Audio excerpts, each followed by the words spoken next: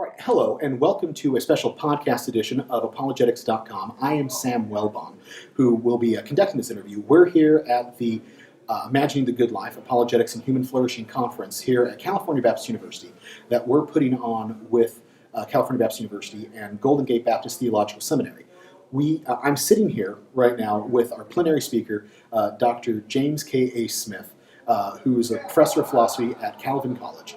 And I'm excited to be able to talk to him about what he'll be speaking about and just kind of some of his work.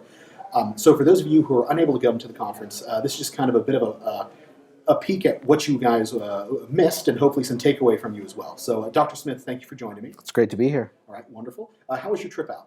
Yeah, it was great. We've been out. I used to live in Los Angeles and first taught at Loyola Marymount University. So we came out a few days earlier, been visiting with old friends. All right, wonderful. Well, that's good to hear. So I'm glad you were able to make it out there pretty well and travel well. For this conference, you're giving two talks. Yes. What are the two talks that you're going to be giving? One is focused on sort of embodied knowledge, and the other is on the logic of practice. Okay. The first talk I'm drawing on a French philosopher named Maurice Merleau-Ponty, and in the second on a French theorist named Pierre Bourdieu. Okay. Those both sound very French. Yes, they are. Oui, très bien. All right, excellent. And so those sound good. And these two talks tie into the work that you've been doing. Yes. Recently with, you have two books and a trilogy out. Yes. Right, and so it's Imagining the Kingdom and Desiring the Kingdom. Right. Okay. And Desiring the Kingdom is volume 1. Yes. And then Imagining. Right. And then we'll have a third. Third volume is what I'm working on. I'm on sabbatical right now and I'm supposed to be working on volume 3, finishing up some other projects first. That will probably be called Embodying the Kingdom. Okay. And it's about sort of the church's cultural witness. Okay. Yeah. Now, leading up to that, would you mind giving us maybe a synopsis or a little background? What are you trying to do in the books Desiring the Kingdom and Imagining? Yeah, both of them are, together these books make up what I call the Cultural Liturgies Project. Okay. And there's a couple of different ways to get at the angle or the thesis. Maybe one way to put it is this. In some ways, I'm trying to contest the way that Christians have unwittingly bought into a view of the human person that is reductionistic. Okay. So a lot of it, you could say at the center of my project is an anthropology, but when philosophers talk about anthropology, what we mean is models of the human person. And in some ways, I've been concerned that Christians unwittingly and with the best of intentions have bought into a fairly reductionistic picture of human persons, a stunted anthropology, because we have tended to reduce human beings to thinking things. It's a very modernist way of thinking about human beings. It's pretty Cartesian. It's very Cartesian. Right, Descartes said, we are thinking things. And it's just ironic to me the extent to which, especially North American Protestant evangelicals, have kind of bought that picture of the human person. So it's a very top-heavy, brain on a stick kind of picture of a human person. It's not that reason isn't important, it's not that thinking isn't important, but if you idolize the rational, you end up with rationalism, and that's part of what I'm trying to contest. So in contrast to that kind of intellectualist anthropology, I sketch what I call, for lack of a better term, a liturgical anthropology. That is, I think instead of understanding human beings as primarily and only thinkers, we actually should see human beings as fundamentally lovers. It's not just that we are what we think, or we are what we know, or even we are what we believe. We are what we love. This is a very Augustinian insight, I think. It definitely sounds Augustinian. It owes a great debt to Augustine, and I think Augustine is one of the great interpreters of Paul. So I think it's a very ancient Christian intuition, and I'm just trying to revive it in our postmodern context, because I actually think if we stay narrowly fixated on this kind of intellectualist thinking thing view of human persons, we will fail to appreciate how much our loves are captivated by other liturgies. So I'm suggesting we are what we love. We are defined by our desires, our longings. To be human is to love. But our loves are shaped and primed and directed by the practices that we are immersed in. And those love-forming practices are what I call, as a shorthand, liturgies. Now, what that means, though, is that there are all kinds of cultural practices which we might think are just neutral things that we do, but in fact are really loaded practices because they are trying to shape what we love. And that's what I call secular liturgies. Secular liturgies don't train you what to think, but they do shape what you love. So that's kind of a wide-angle view of getting into the project in a way. Well, no, and I like that. And it sounds similar. One, conversations I've been having as of late, I study a lot with the aesthetic philosophy, the philosophy of humor. Yeah. And the fact is, you can learn a lot about what a person who is by what they laugh at. Sure. Like, so what you delight in, what you Interesting. enjoyment at, you learn a lot from. And Interesting. also, G.K., I always mispronounce his last name, I think it's Beale. Yep. The G.K. Beale's book, You Become What You Worship. It sounds, so I think there's a lot of ideas that are in circulation. Yeah, exactly. For me, it's a deeply Augustinian notion in this sense. Augustine opens the Confessions, that great spiritual autobiography, and he says, which is all one long prayer, and he says, "You have made us for yourself, and our hearts are restless until they rest in you."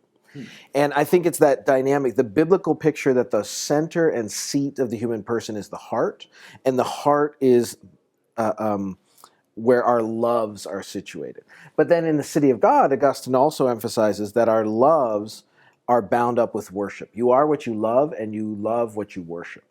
And so we need to be attentive to those cultural practices that really are training us to worship other gods, to worship other ends, to worship other visions of the good life. And to realize that they aren't doing that by convincing our intellect. They're doing it by capturing our imagination. So that's the real focus of the new book, Imagining the Kingdom. Now, and that's okay. And so I love that point because that gets into the point of the conference that we're looking at here, Imagining the Good Life. So, good life and apologetics. How do you see those guys? Like, how do they connect? Yeah, no, it's part of. That's why I've enjoyed the invitation to this conference, because it's got me thinking about this in a new angle with this apologetic question in mind.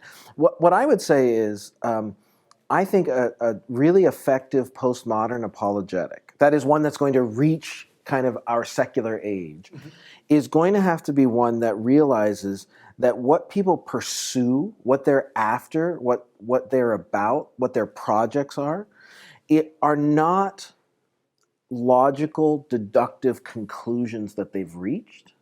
It's much more like stories that they've got caught up in, that now they live towards. Here's the end that I think we're for. Here's what I think is ultimate. Here's what I think we are made for.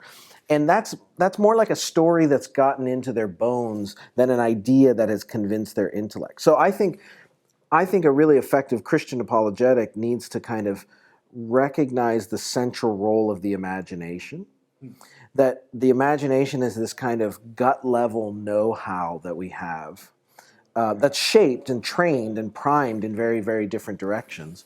And if Christian faith is going to be, let's put it this way, an effective apologetic can not only make the Christian faith plausible, it has to make it attractive, beautiful.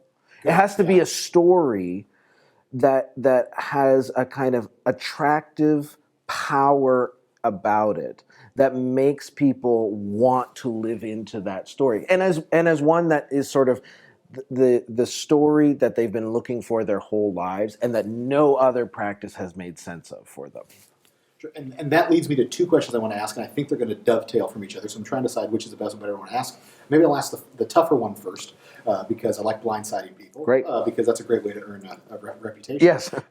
So with what you're saying there, how would you respond then to, because I could imagine someone, you're making statements that are very heavy into, I would think maybe inductive reasoning or ablative, not ablative, abductive type reasoning. So what if someone's coming from a very hardcore analytic philosophy tradition, all deductive reasoning all the time, foundationalist approach to philosophy type thing, who said that this story appeal idea, that doesn't matter when it comes to truth. None of that matters. So that's not necessarily a functional way to do apologetics or to do thinking like, what would the response to that be? Yeah, my response is human beings are not fundamentally thinking things. So the fact is, we can all know things, that we don't do. Right? You can be. There are all kinds of things for which our intellects are convinced, but our wills don't follow.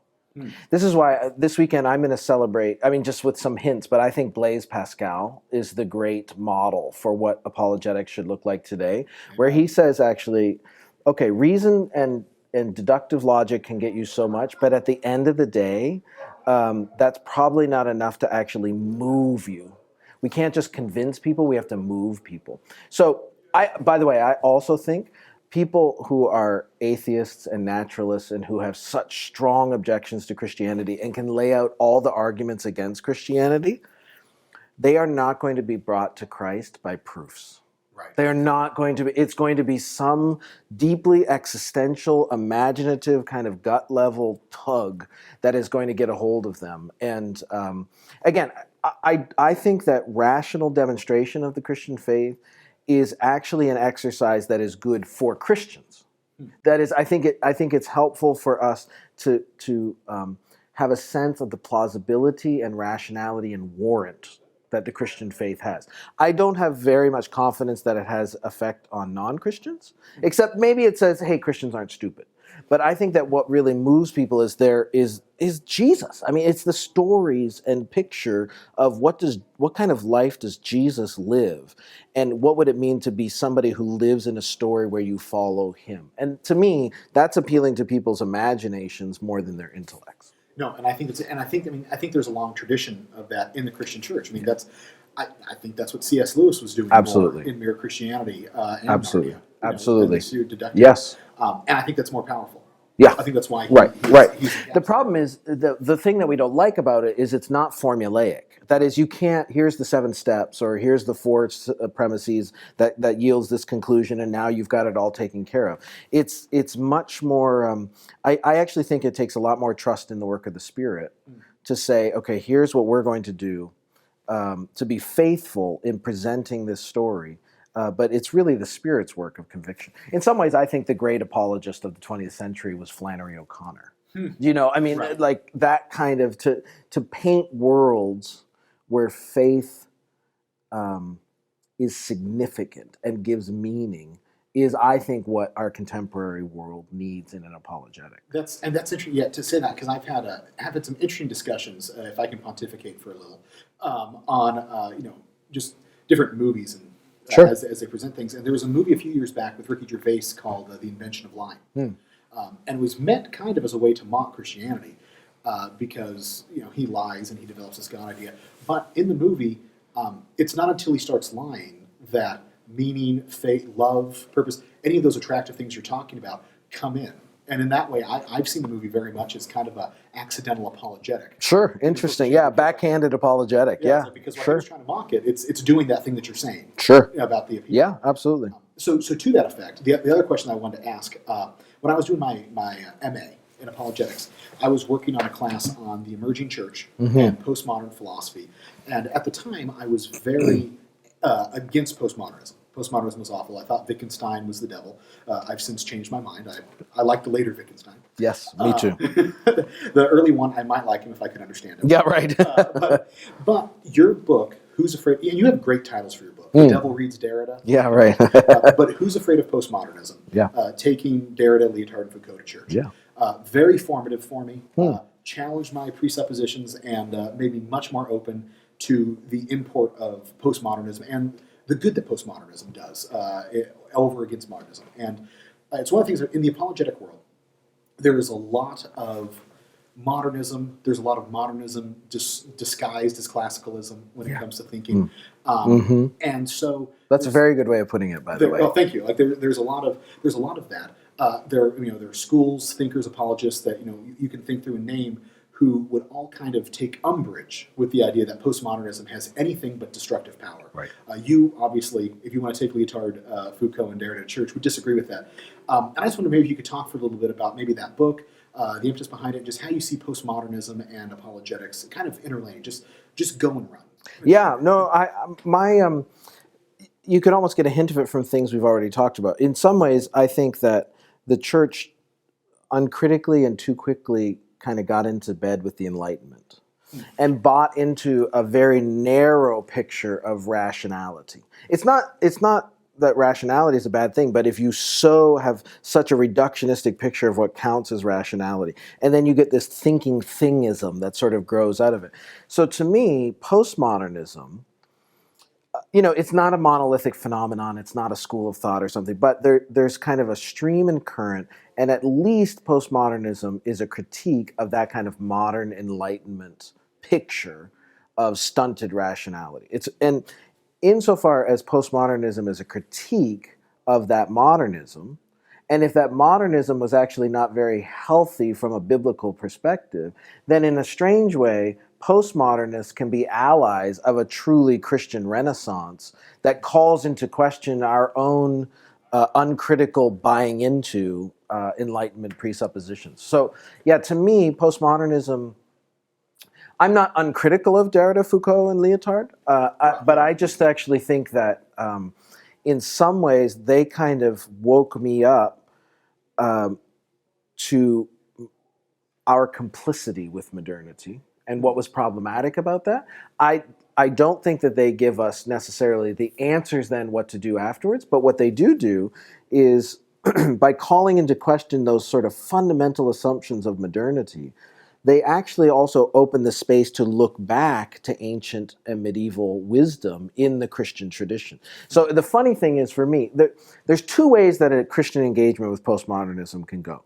One is what I would call the sort of emergent route. I actually think that tends to be hyper-modern. Okay. It actually turns into a sort of skepticism about everything. It comes out with a very negative view of tradition. It thinks, we have to completely obliterate everything we've ever thought about the church and come up with now the next new way of doing it. And to me, that is actually, in a lot of ways, an extension of the modern project. My doctoral advisor, Jack Caputo, sort of represents that trend, and I see people like Pete Rollins and Tony Jones. That's that trajectory. There's another trajectory, though, where you engage the postmodern critique, but then what it actually turns into is a reopenness to the tradition, to what Robert Weber called an ancient future faith. Yes, that series was wonderful. So, and it's that picture of coming through the postmodern critique and then coming out the other side with a renewed permission almost to go back to the resources of the historic Christian tradition and actually recover that as the way, as a postmodern move going forward. And that's much more the trajectory that I would associate myself with. Oh, it's wonderful, and I think that's helpful. Great. And I think everything you said here has been great, and I'm looking forward to hearing the rest of what you have here to say at the conference. Just coming here to the end, in your two talks, you'll be able to address the group that's set up here. Yeah. But just as we put this podcast out there, and we don't know the exact numbers that hear it, but yes, hundreds, thousands, whatever. What would you like for them, kind of as a takeaway, if it's just kind of closing thoughts that you might have about either the Christian life, postmodernism, apologetics, the kingdom, like what 2 minutes here just as a closing thought that you want to encourage or challenge people? Yeah, I would say I hope one of the takeaways from this weekend will be that I think folks who are interested in apologetics are usually very interested in the intellectual life, and that is great. That is especially important for those of us who come from very anti-intellectual sectors of the Christian church. I'm actually now going to invite people to not just value the intellect, but to value their imaginations, to ask themselves, what are the practices and stories and cultural liturgies that are bypassing my intellect, but actually are captivating my imagination? That's the sort of critical stance. And then positively, what would an apologetic for the faith look like that appeals to people's imagination? And I hope what we'll see, actually, in some ways, you could say, a renewed place for the arts as apologetics. What Christianity needs to make Christian faith plausible today is actually a generation of filmmakers, storytellers, short story writers, painters, who in a way kind of bear witness to the gospel and to the transcendence of Christ in these kinds of visceral, tactile, tangible ways that the Spirit can use in ways that we don't even realize. So that's not a super concrete takeaway, but Hey, it's good. it's a beginning. It's a solid one. Great. And that's good. Well, Dr. Smith, thank you so much for your time. My And, pleasure. There's concurrent sessions to get to. Yes, so, great. Time to go see what the thinkers think, man. Great. Thanks very much. Thank you so much.